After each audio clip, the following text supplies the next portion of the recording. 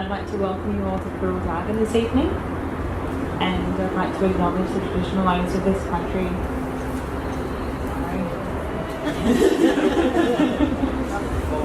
And pay my respects to the elders both past and present. Before we start with housekeeping, there's the toilets just through these doors here, and to the right the door will open, and the lights are a little bit dark as you walk through, but if you push the next door there's light in there, so don't turn back. We're going to be photographing tonight, so if you have any objections please let us know, and we won't photograph you. Okay, so tonight's event is presented in partnership with the Queensland Museum for the World Science Festival, but it's also in relation to our showcase that if you went in and had a look, our sporting breaks. And throughout the life of the showcase we're going to have more of these events until August, so keep an eye out. Many of the athletes that are profiled in there will be doing an event, as well as many more, including Anita Heiss and Delphine Cockatoo-Collins. So, without further ado, I'd like to introduce the fabulous Rhonda Purcell. She's a Quandamooka woman, champion bodybuilder and Daily Choices ambassador.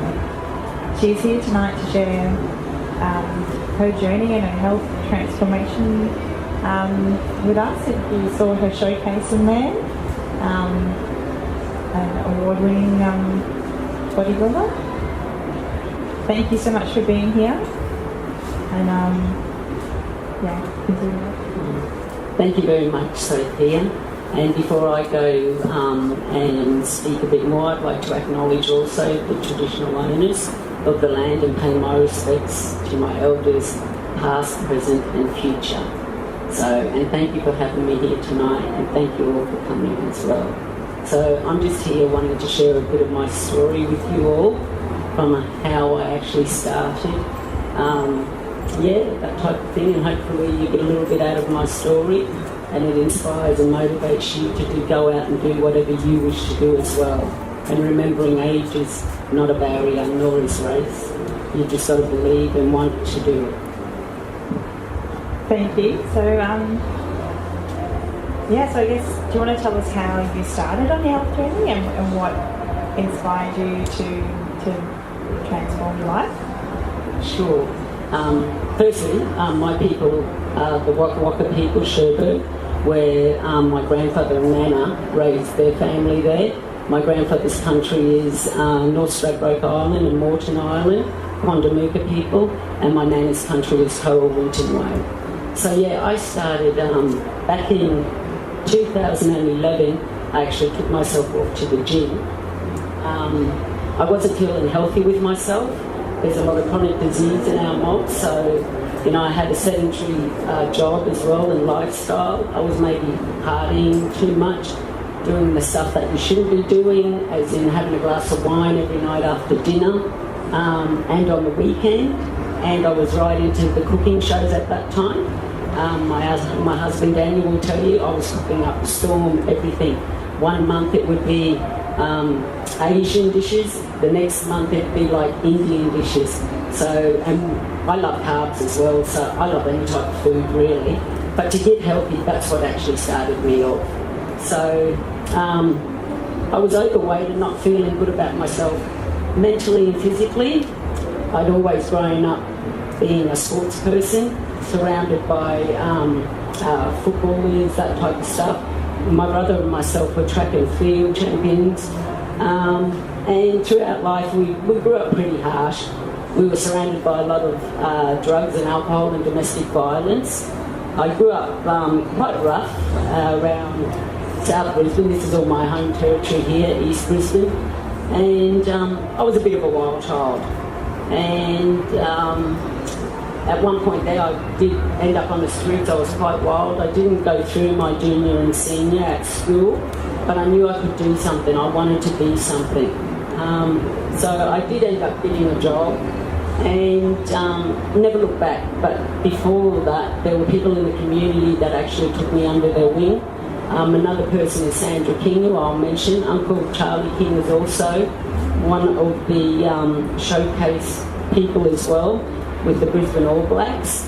And she took me under her wing with the modelling group way back in 1988, so I was a teenager then. I didn't have much confidence. I grew up with a lot of anger, and that came out through how I actually grew up and what I grew up surrounded by.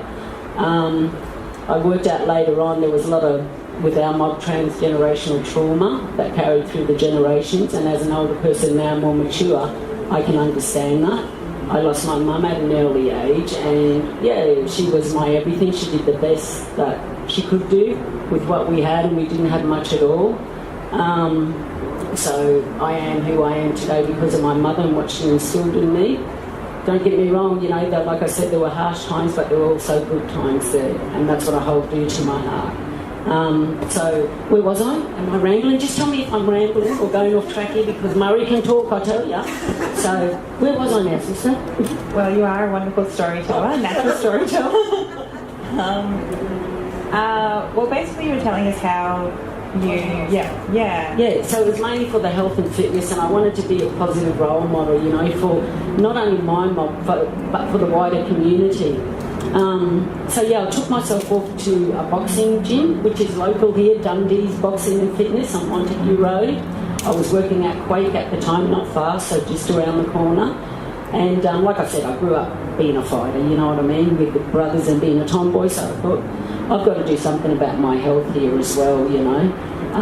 And it was up to me. No one else could do it for me. I had to do something for myself. So at the age of 41, I took myself off into Dundee's and I started boxing.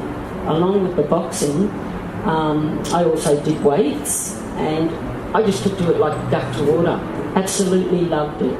You know, with the boxing, I think people have a negative view of it, like it's violent and whatnot, but it actually taught me focus and discipline, direction, and, you know, to push that little bit harder. So even with the weights and the boxing, the weight started to fall off. So I walked in there 12 to 14 kilo heavier to what I walked out of there with, okay? So I started training within 5 days a week, went to 6 days a week, and I just loved it, absolutely loved it. I could see mentally and physically myself changing, my viewpoint, my body was becoming healthier, I felt stronger, and one's health is priceless. So I took a grip of that and just went hell for leather and never looked back. And I think we went and saw I'm a natural bodybuilder as well, so I don't compete with drugs or anything like that. What I put into my body is all natural, being the nutrition that I have, the water that I have, the protein shakes. It's over-the-counter stuff. I still have to check a lot of things.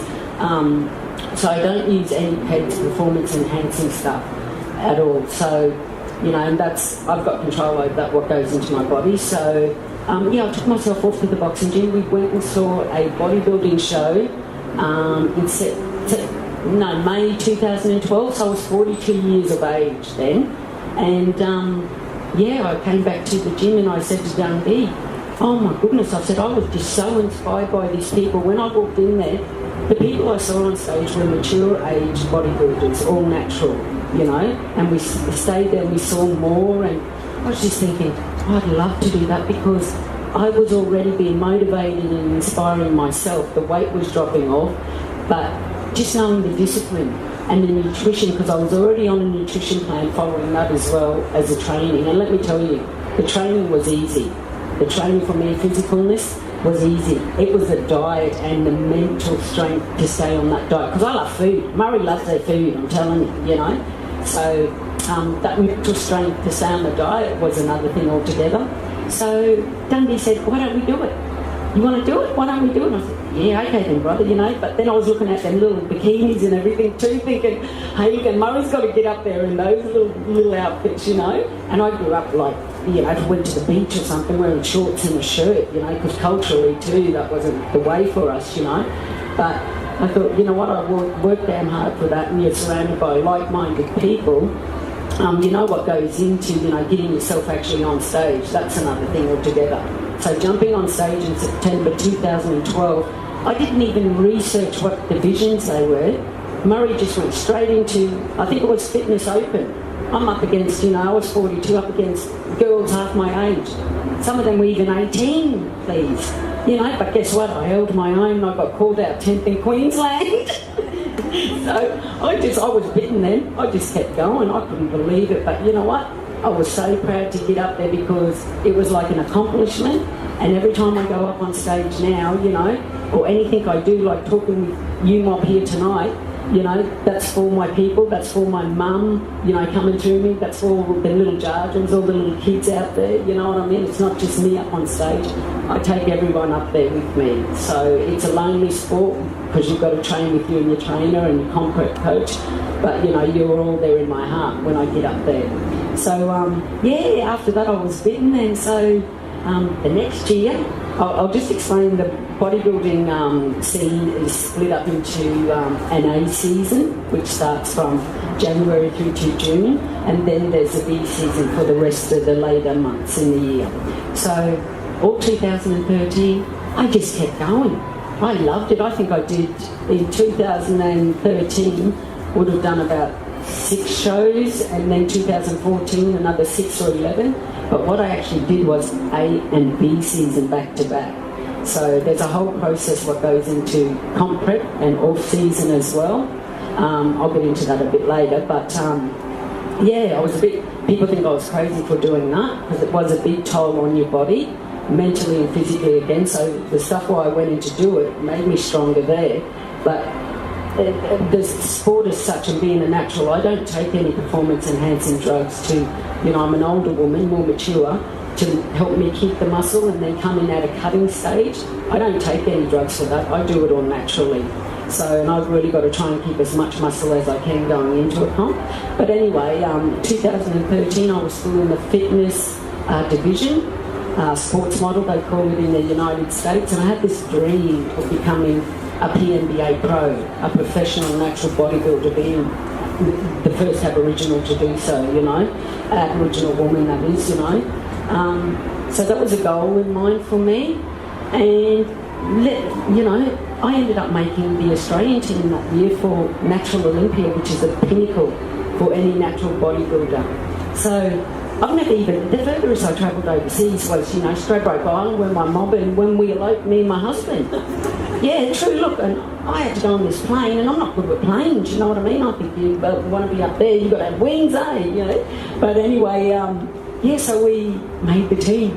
I was blown away. It was the best feeling, because also I knew I put in the hard work, you know, but I also knew there were a lot of improvements to make. But to go over and represent your mob and your country overseas, you know, and I only just started, but that's like, for me, I look at things as a challenge. When people have told me, no, you can't do this growing up, and I've been hit with racism and all of that type of negative stuff, Murray just got to bounce back, you know what I mean? So anything like that, you know, you get down, you get back up. I learned from the best of them, and that was my mum and everything, and my aunties at home, and my uncles and all that type of thing. So, yeah, I made the team, and I went to compete for Australia, and we came home with a gold in sports model that year, and a silver in Bikini Diva. So I was wrapped, you know, so thank you.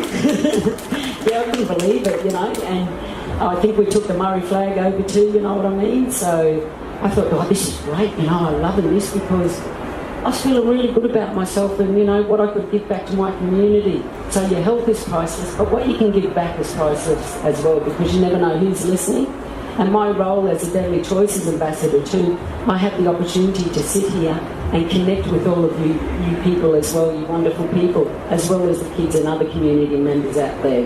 So I love that as well. So yeah, we came back, we got gold there, and the fire was just burning in me. So the next year I kept going. A season I continued with fitness, did pretty well. I think we went down to the Australian titles and I came second to the overall winner there. So I'd already made the team again, but in B season of that year, I actually stepped up into the next division. So the first division is bikini, which is a softer, attainable bikini physique that most people can reach. Yeah. The second one was the fitness, so mandatory you have a six-pack and, you know, some capped shoulders, you're a bit more muscly, a bit tighter. So not too tight, but, you know. And the next one is figure. Figure is more muscle and to the point and less body fat, so it's a bit harder than bikini. So you're going up here now in the ranks, and but no striations. The next one after figure is physique. Physique, I love. So I sit as a figure pro and a physique, but that's a lot of hard work. That's the next one after physique is the women's bodybuilding. So that's where, you know, each to their own, but it's not for me. I wanted to still keep a female figure because I know a lot of people look at females with muscles and don't really like that look, you know. But for me, it's about accomplishing a goal and a dream and working and pushing myself to get to the end. And I'm doing it all the natural way, so it's a discipline, you know, the focus, the drive, the determination, the motivation that comes into it. It's not just, you know, if it was easy, everyone would be doing it. So anyway, in 2014, I stepped up into figure and physique. I won a Queensland title in figure, and we already made that team from my A season comps. So when I went back to Natural Olympia, I competed for the first time as a figure and physique athlete, and because I was the reigning champ from the year before, I could also go back and compete in my fitness. So we did well there as well. I came back with gold medals from there, and that was my first foray into figure and physique on an international stage. So once again, we were wrapped. That had blown me away. After all of those 2 years of competing, I really needed time out. As I said, the take on your body, physically and mentally, is very stressful, very draining. I suppose this is where the science comes into it now. You know, I'm a PNBA pro, professional natural bodybuilder now, but I don't know everything. I am not a PT, I am not a dietitian, I don't offer nutrition plans or training plans whatsoever. I can give you basic advice and that is it. I don't claim to do that, I go to professionals for that. So for me at this elite level and what I had before, I have a comp prep coach, I have a PT, and then I also have to look after my body.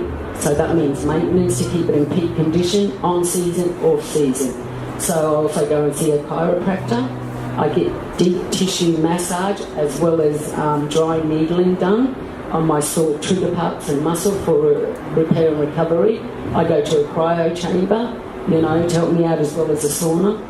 But the most important thing I'd like to let you in on is water. You must drink water, a lot of water. I drink 3 to 5 litres of water a day, and people that know me know I always look for Jalabai Jilwa, which is the ladies, you know.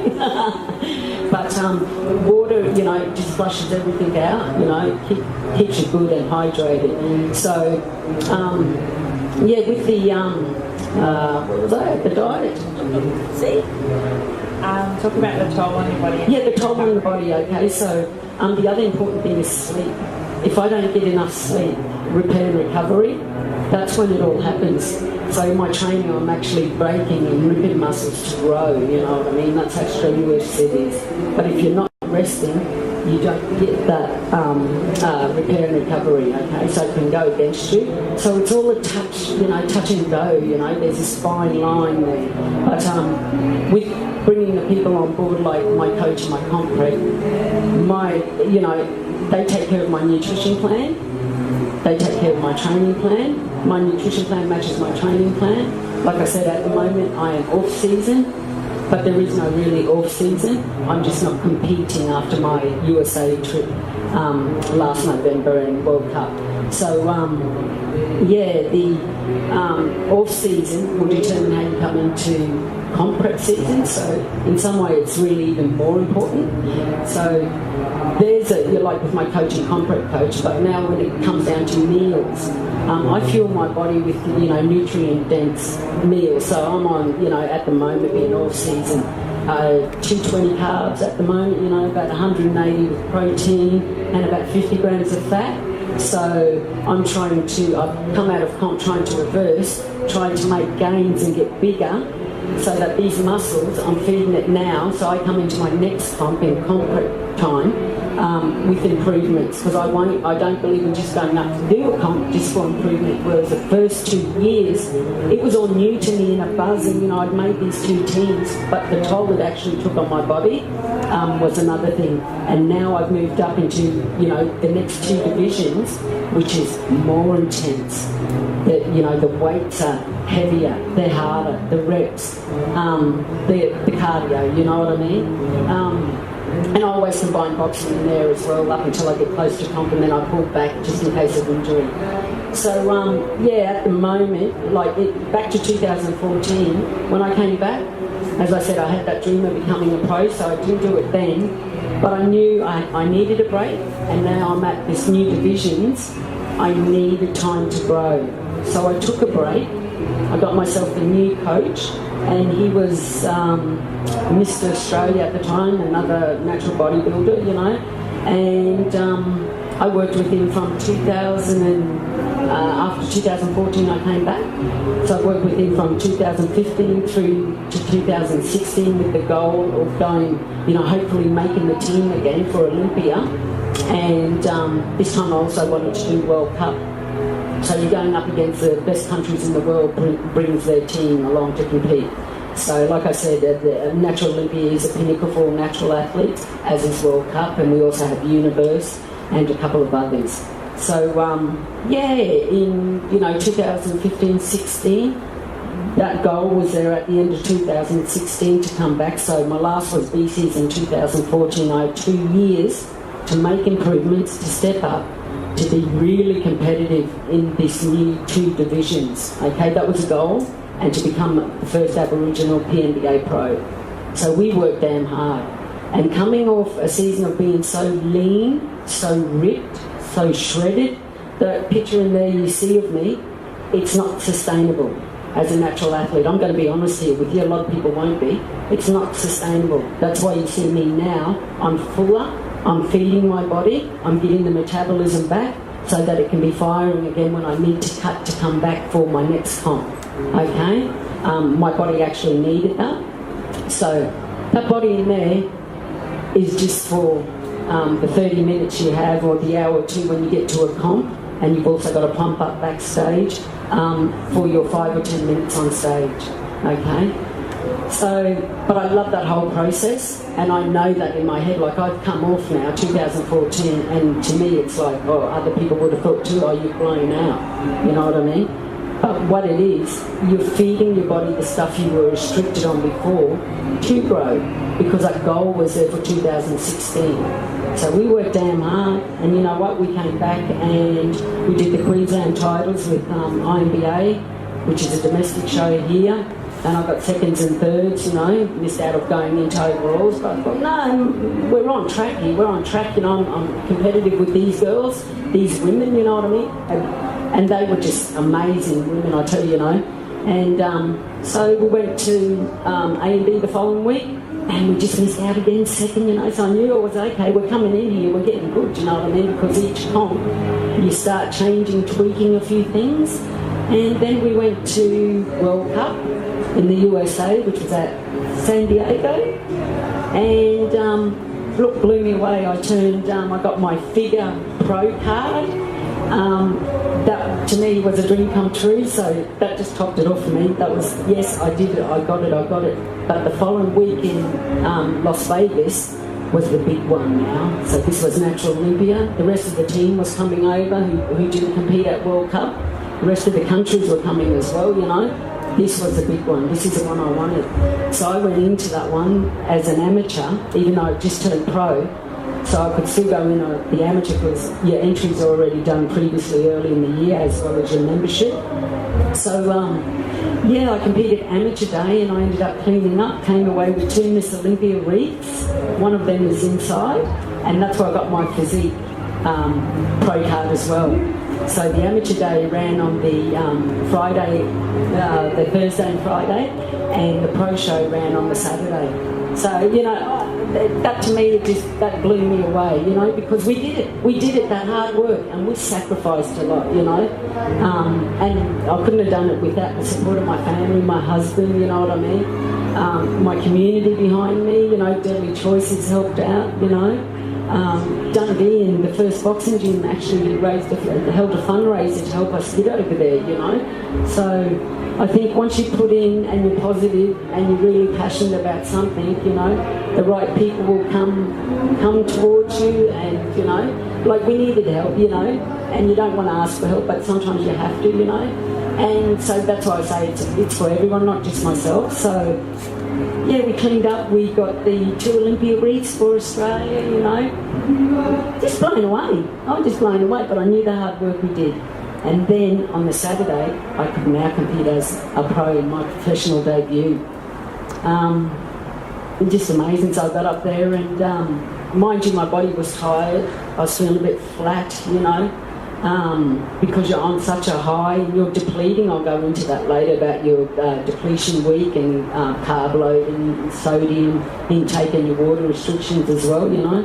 But we went out there at the pro show and I won against the other countries. I got the pro gold medal, which is the one you see inside for a figure, and I got second in the physique.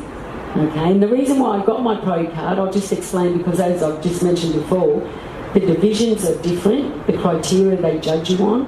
When I came into World Cup, which was at San Diego the week before, I was actually fuller, so we still had a week to bring it in for Natural Olympia. So by the time I got to Natural Olympia, we were more ripped, the striations were showing, I had striations across my chest. You know, you had veins coming up over your abdomens, you know. And that's why I could do so well there as well.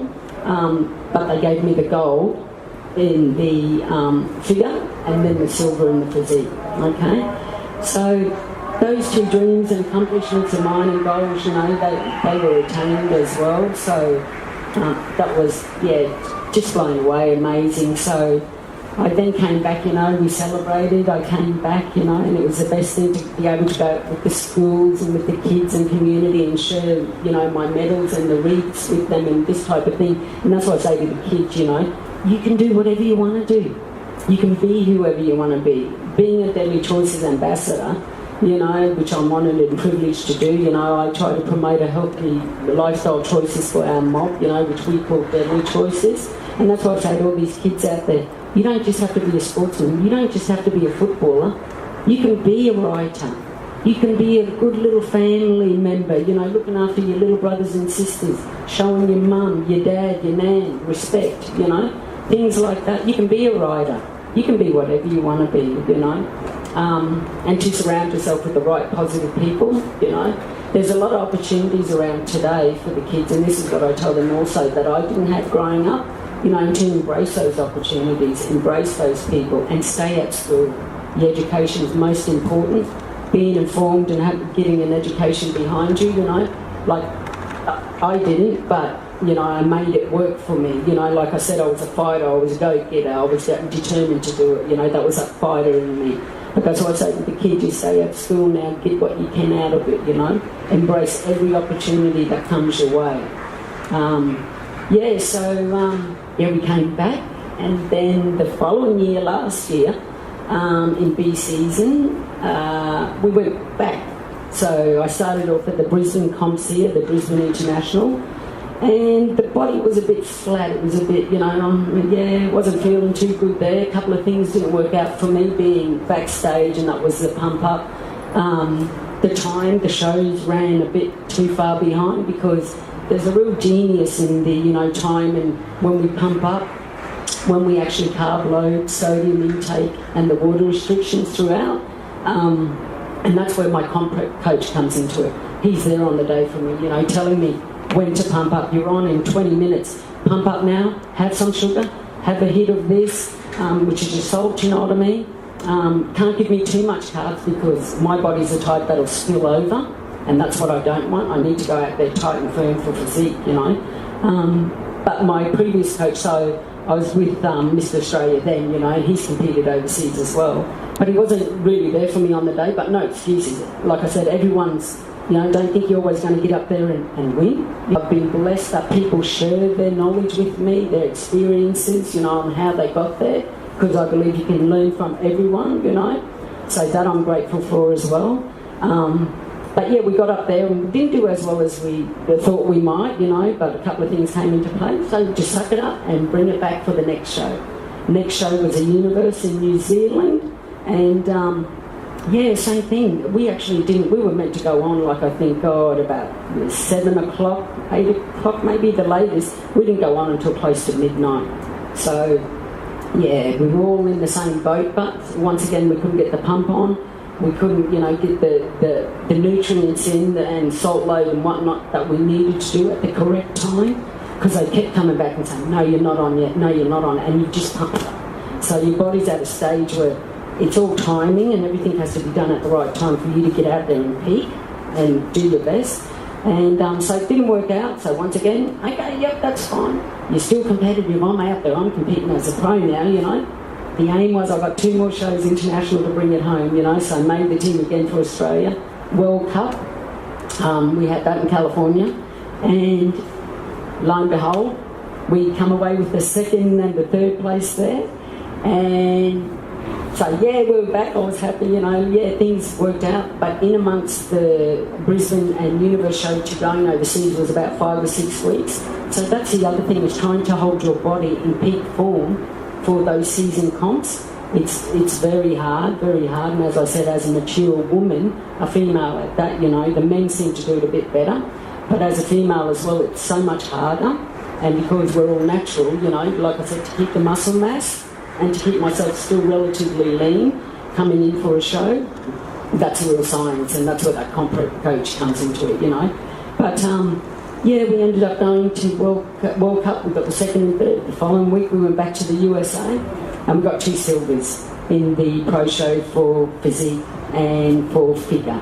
You know, so that wrapped it up for me and I was happy. So we brought it home again last year, but in between those 2 shows, what I mentioned was 5 or 6 weeks, I actually changed coaches because something just wasn't happening, you know, and bodybuilding is as such. You need the people there that have the same goals and dreams of you as well, you know what I mean? There's a lot of big teams that come into certain comps, and you need everyone to be treated fairly because you're putting your livelihood in their hands, your health in their hands. Don't forget, we're getting down to low body fat here, you know, and we're surviving. What you're actually doing to your body is not healthy. In those last week, especially last weeks of comp prep, it's really not healthy, but I only do it for a purpose, you know. And yeah, so we changed coaches, and we've got a brilliant new coach now, you know.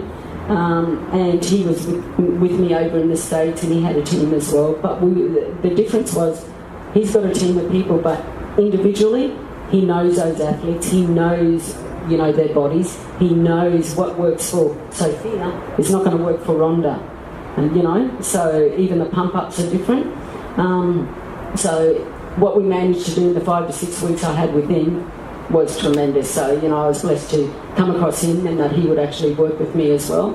And so I look forward to, you know, having a good year or 2 with him and seeing how we actually come in to make the improvements that I need for when I compete again, you know, which isn't off the cards. Like I said, I'm in off season at the moment, but there is no real off season. I still follow a strict diet.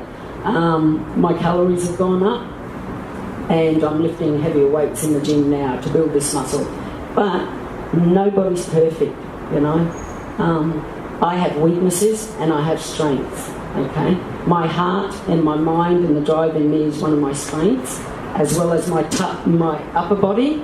I seem to, you know, my shoulders are a point, my chest and the back, okay? And I have abs. But the thing that gets me is their Murray legs. Here, look, these Murray legs, I'm still trying to get a quad sweep. Please, you know what I mean? But look, I'll be happy when I see a quad sweep, you know. That's why I say to a lot of the Kiwi sister girls and that, you know, give me your quads, you know. Yeah, so it's a work in progress, but we can still get there to, you know, counteract that upper body to here. I can still work these, but I need a longer prep to bring the definition out and the striations and the cuts in my legs. That means the glute hammy tie-ins, you know, to your quad sweep, separating of the teardrop through the front, you know, all those type of things. And actually last year I woke up with, over in the States, this might sound funny, but striated glutes for the first time, you know. Who has that? Striated glutes coming through, you know, so that was amazing to me. But, yeah, so I look forward to what we can do and work on my weaknesses and hopefully bring a better package, a better conditioned body next year.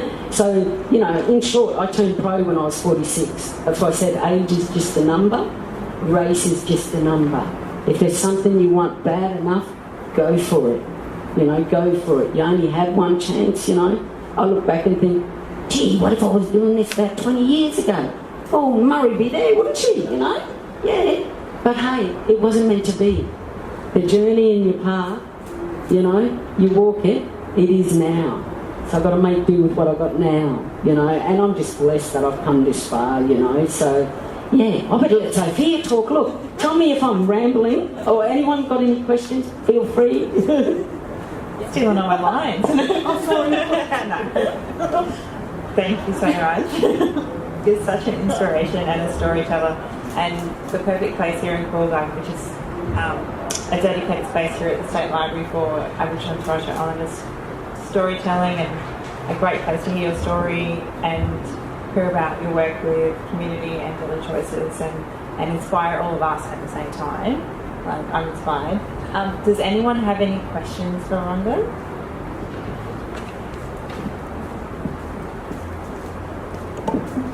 Good evening, everyone. I'm Shamish.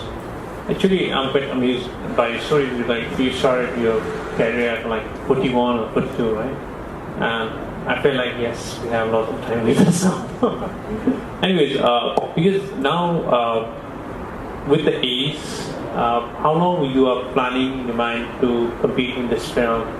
Because most probably you are on your late 50s now. So how long this goes? Good question. Coming to the sport later in life, you know, the good thing that us mature athletes have is a muscle maturity. A lot of the younger ones, they don't have that. So, you know, there's actual people competing in the States, 80-year-old. I compete in Masters and I compete in Opens. I'm willing to compete because I love it with the passion for as long as I could.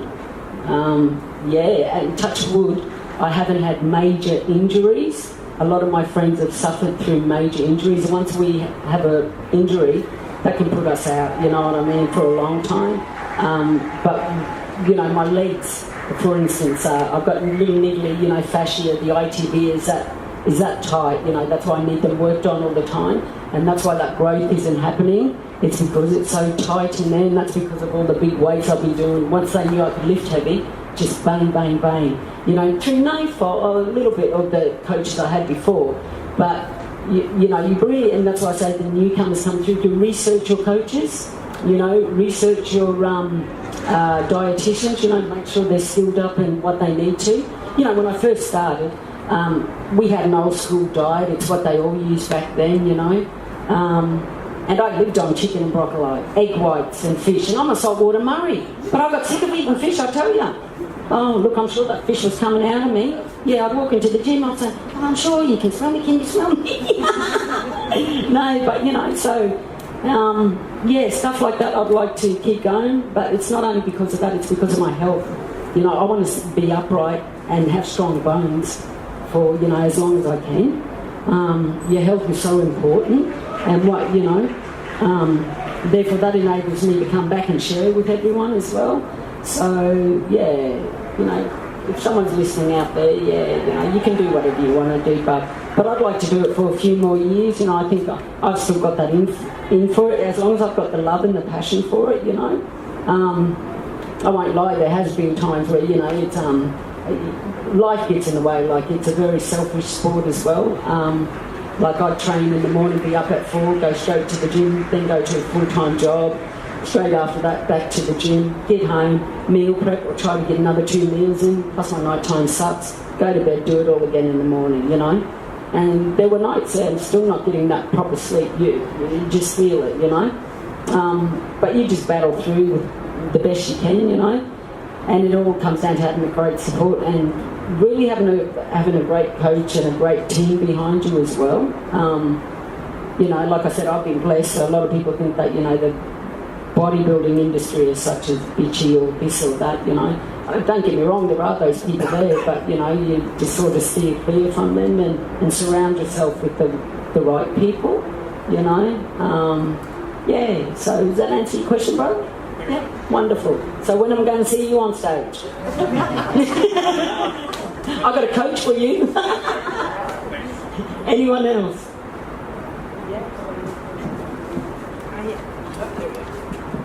Just a quick question. I wanted to know, well, you almost said how long you spent in the gym, but I wanted to know how long you actually do spend in the gym, off-season versus on-season. Okay. Well, all season at the moment, I'm not in the morning, you know, doing the gym in the morning as well. I mean, that's one of the things that my coach took me off doing was the morning because my cortisol stress levels were building. Therefore, you know, my body couldn't do what it needed to do, so all these other things come into play. I spent, you know, 2 hours plus in the gym, you know, a day, yeah, and I'd also train, and I shouldn't, but, you know, I'd train sometimes 7 days a week, you know. And then you add a boxing session on top of that with pad work that we do, you know. That's high impact training intensity as it is. So, you know, there's cardio and then there's weaker spots you need to work on. So like my legs, or I do an hour of abs, you know. Coming into 2016, I think I started doing ab work every day, you know, and they say you don't if it's sore, your muscle's sore, you know, every second day you've got to do it, let it rest and repair and recover. Oh, I just go in there and flog them, you know what I mean? But yeah, and they were sore, you know, but I had abs at the end of it, and then I could pull back a little bit, you know, so you've got to be smart. And the other thing is too, you've got to be really honest with your coach, you know. Don't get me wrong, like I said to you before, I love food. There'd be times I'd cheat on my diet, but that just meant I had to come in harder and tougher. I could not get away from it with him, you know what I mean? He knew, you know. So in all you're doing, that piece of cake or whatnot is second place, you know what I mean? So like there's someone training harder than you, dieting harder than you. So it comes down to how bad you want it, you know. So if I had to spend 3 hours plus in the gym, I'd do it, live in there, you know what I mean? Yeah, it becomes that, it's that, you know, they say like you're a gym addict or this or that. Yeah, it does. It becomes, you know, it becomes your lifestyle. Yeah, yeah. And what I've learned out of it is eating healthy. You know, fueling my body with the right stuff. You know, having my plenty of water, feeling the best I've felt since I was a young one. You know, running around with my brother and that, and racing, and you know, playing in the park. So you know, and your body is a magnificent thing, you know what I mean? You look after it, you fuel it right, it'll look after you, you know? Yeah, done. Anyone else?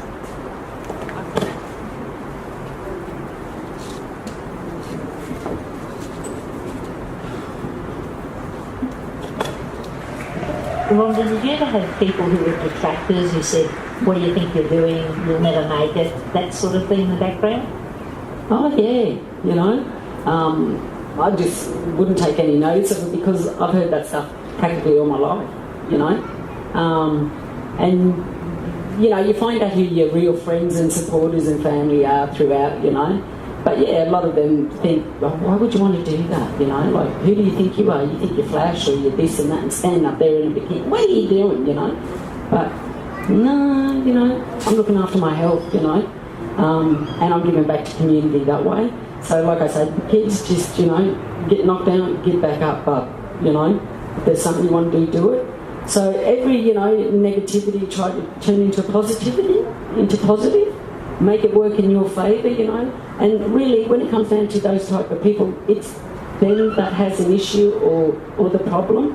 They're trying to relay onto you. And if you're strong enough, you know, you can see these type of things happening, and you just remove yourself from that place. You know, back when I was, you know, growing up in a wild one in the day, I'd most probably knocked them out. You know what I mean? But you can't do that, okay? No, you don't do that. But yeah, you just walk away from those type of people, because you're always going to get them. That's not going to change. You know, it's how you deal with it and move on. Of course, trying to educate them as well along the way, but you know, you can lead the horse to water, you can't make it drink. I'm up for discussion, then I'll talk to you. But yeah, you know, there's some people that you just can't get through to, and that's fine. They're on their own journey, and when they're ready to see it, hopefully soon, they will. But yeah, I take myself away from that. Yeah. We probably have time for one more question.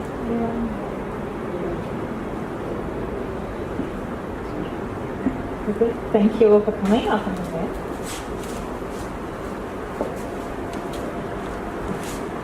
Thank you for sharing your story, and it does sound like there's a lot of method and science to how you get to where you are, and such determination to make that happen for yourself. And thank you so much for sharing with us. And I'd like to say thank you to the Queensland Museum and World Science Festival for partnering with us to deliver this event tonight, and thank you all for coming.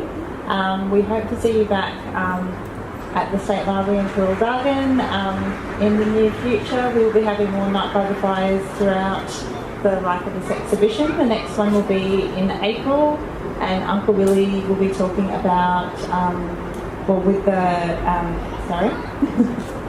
it'll be about the Queen's Baton Relay, and we'll have designers from Design Works who design the Queen's Baton, which will actually be running next Friday and Saturday around Brisbane and the Gold Coast if you want to check out what It's in Redlands. in Redlands.